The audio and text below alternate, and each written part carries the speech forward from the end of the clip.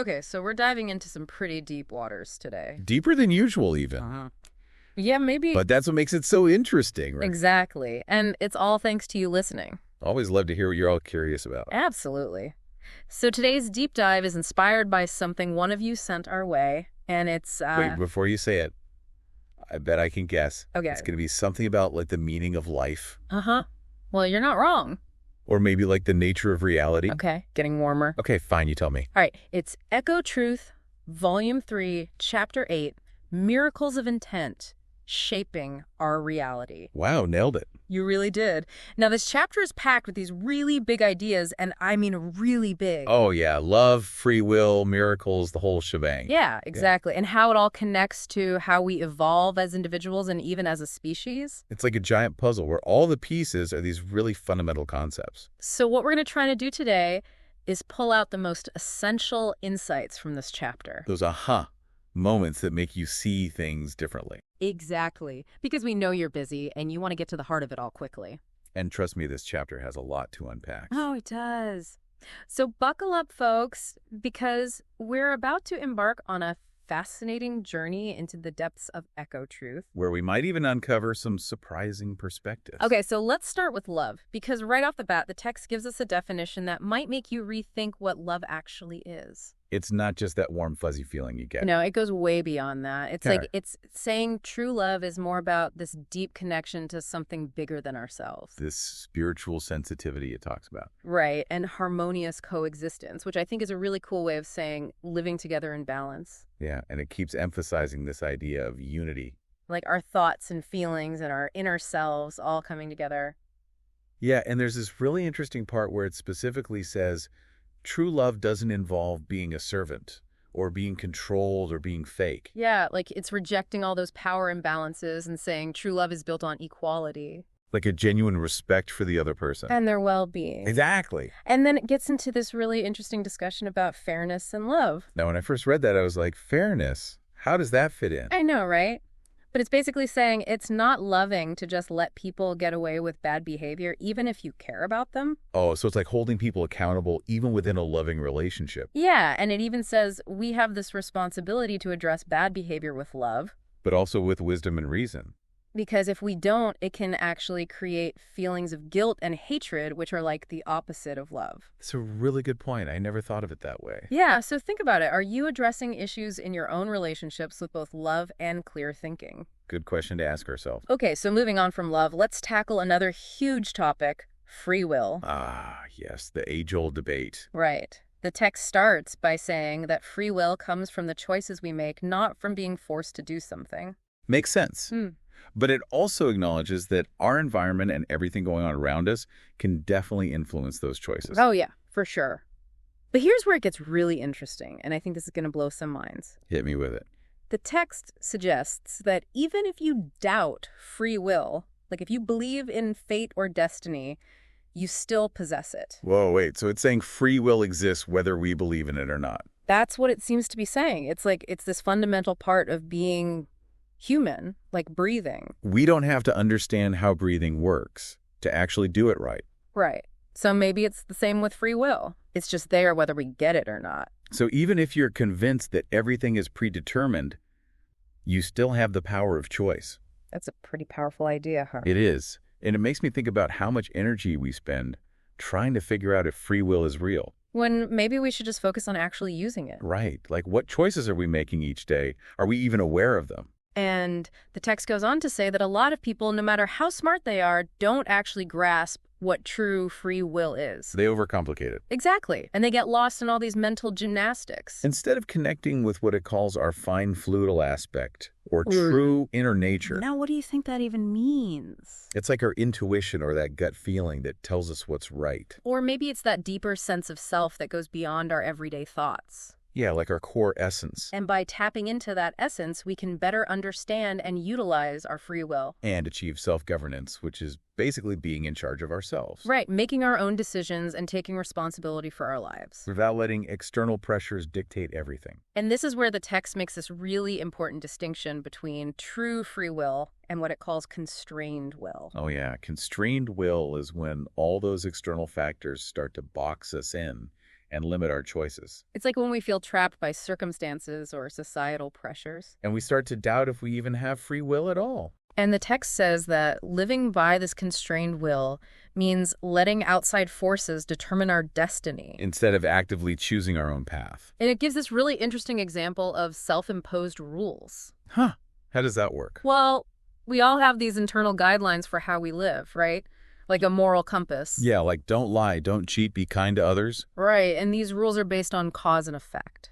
Like if I act with integrity, it's more likely to lead to positive outcomes. But if I'm irresponsible, well, there are going to be negative consequences. So we have the freedom to either follow or ignore these personal rules. As well as broader societal laws and even what it calls creational law. Creational laws. Yeah, it's like those fundamental principles that govern the universe, the laws of nature. So like gravity and the laws of physics. But maybe also those deeper universal truths about how things work. And we're accountable for how we align with those laws. Exactly. Our choices have consequences on all levels. Wow, that's a lot to think about. It is. And then it introduces this concept of our spirit form and creational spiritual energy, which is like what powers our consciousness. It's like saying we're all connected to this universal energy source. And that energy gives us the potential to grow and evolve. But we have to actively tap into it using our free will. It's not enough to just exist.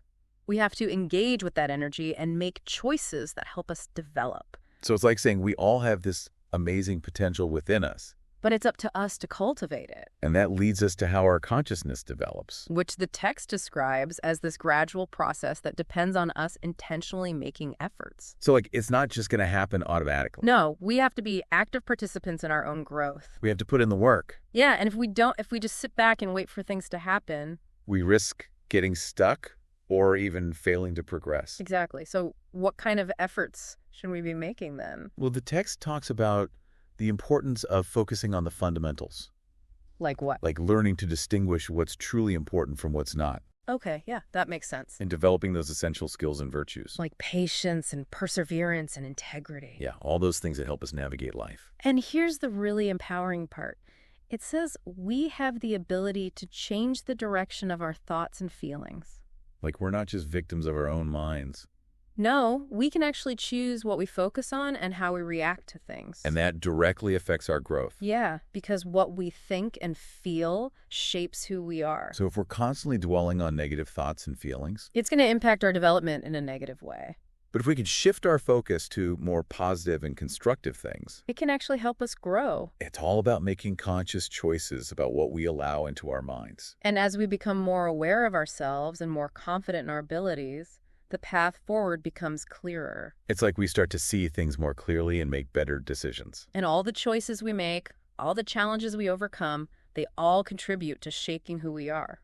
It's like we're constantly sculpting our own selves through our experiences. And what really stood out to me is this idea that willpower itself is neutral when we're born. It's like this raw potential that can be developed in either direction. It can be used for good or for bad. Yeah. So if we choose to use our free will for negative purposes, it can actually stifle our creativity and lead to us developing a harmful personality. It's like we're using our power against ourselves. Yeah. But if we use it for good, if we make choices that are aligned with those creational principles, we can become truly authentic human beings. And express our unique potential in a positive way.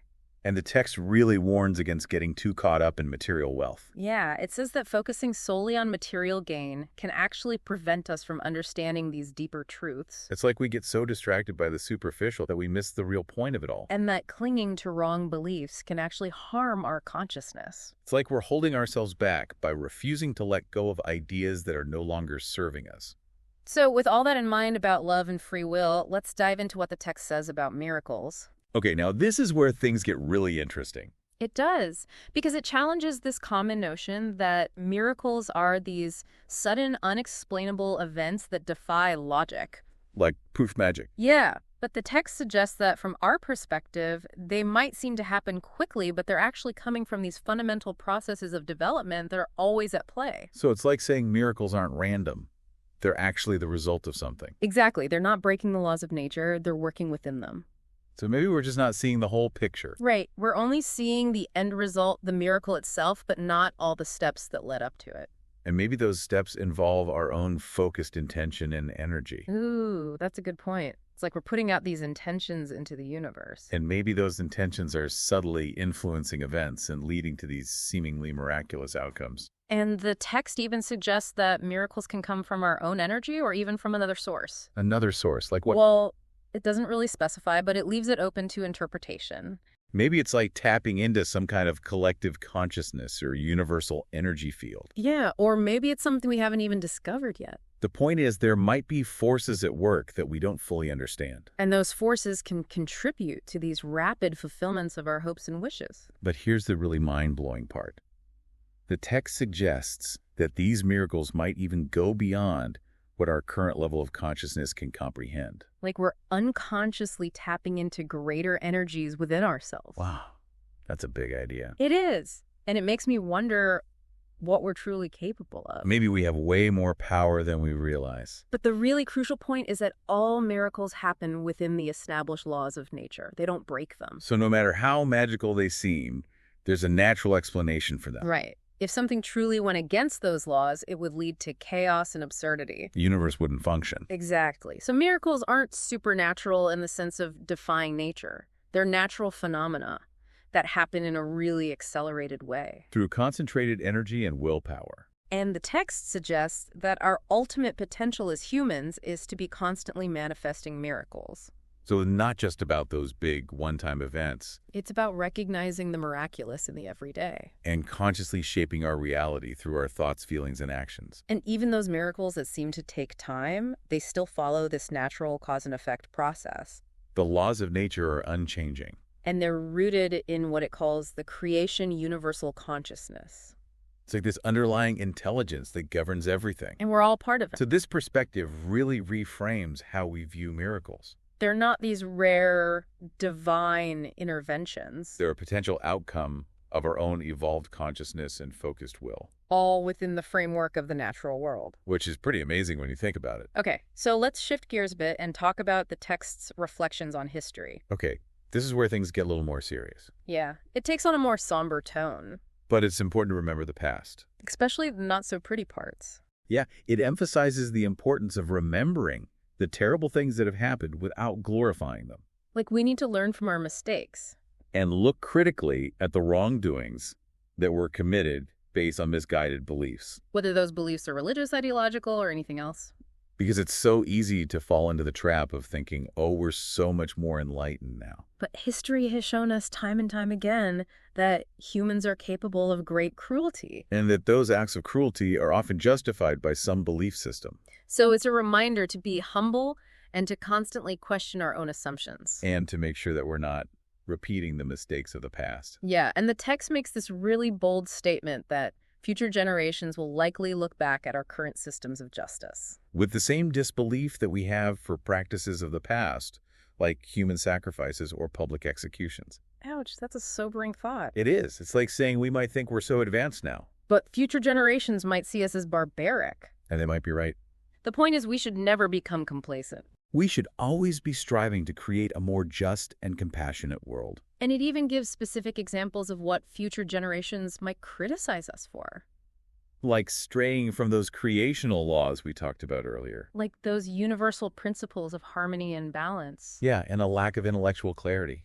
Like making decisions based on emotions or dogma instead of reason and evidence. And irrational behavior. Like engaging in destructive actions that harm ourselves and others. And a disregard for human well-being. Like prioritizing profit over people. And of course the destruction of the natural world through things like pollution and deforestation. And it all boils down to this imbalance the text points out. The fact that we've made huge technological advancements. But our development in terms of consciousness and spiritual understanding hasn't kept pace. It's like we've created all these amazing tools. But we don't have the wisdom to use them responsibly. And the text argues that the fundamental negative consequences of ignoring those creational laws haven't really changed. We're still making the same mistakes. We're still causing suffering and destruction. Even though we have the knowledge and the resources to do better. It's like we're stuck in this cycle of progress and regression.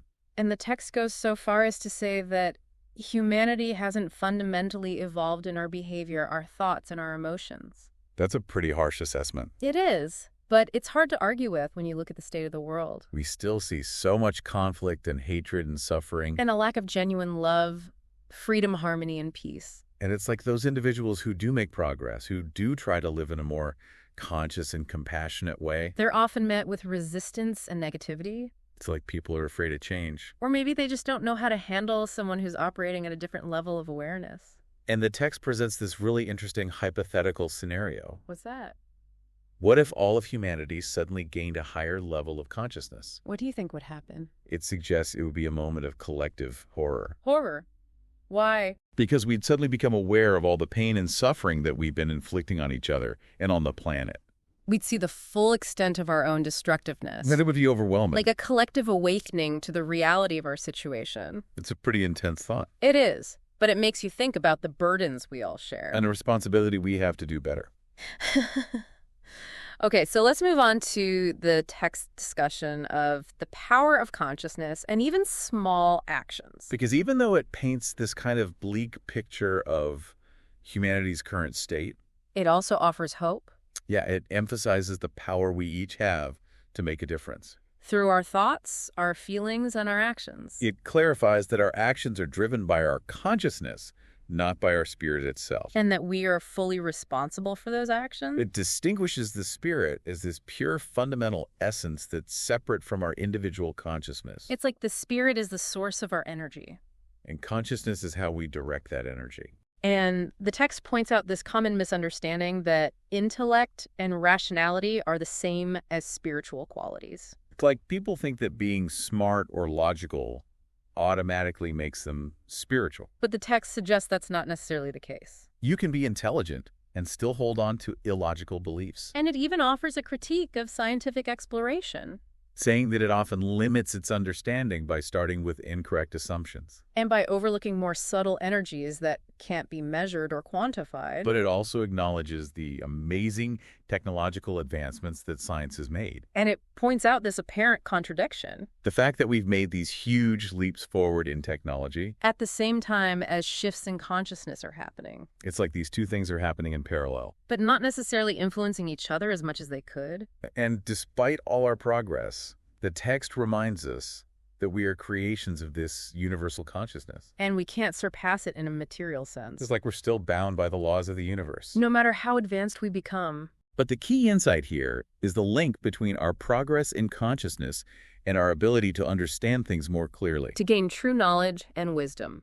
And the text suggests that if we had a conscious intention of goodwill, if we were all operating from a place of love and compassion, our technological progress would actually speed up. And it emphasizes the power of even one small, genuinely positive action. It can have a ripple effect that elevates our collective consciousness. And leads to a continuous growth in knowledge, wisdom, and true affection. So even those little acts of kindness and compassion, we matter. They can make a difference. And finally, the text explores our connection to creation. The ultimate mystery. It clarifies that while we are a manifestation of this universal consciousness, we are not the creation itself. We're like these individual expressions of that consciousness. Each with our own unique perspective and purpose. But we do have the ability to nurture our own individual consciousness. And by doing so, we enrich our spirit. That facet of creation that exists within us. It's like we're constantly evolving and expanding. And contributing to the evolution of the universe itself.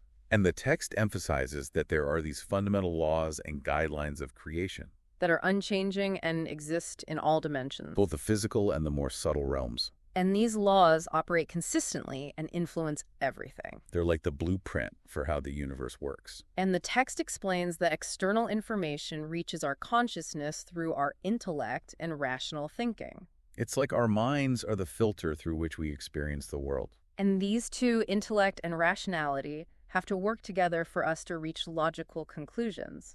If we rely too much on intellect alone, we can get lost in our own thoughts and end up going in circles. But if we can balance our intellect with rationality, we can make sense of the world and make decisions that are in alignment with those creational laws. And the really important point here is that these laws aren't forced upon us. They're more like recommendations. We have the freedom to choose whether or not we follow them. But the text encourages us to think carefully and to align ourselves with the truth of creation. Because ultimately, it's in our best interest to do so. It leads to greater harmony and fulfillment. And this brings us to the role of Echotruth itself.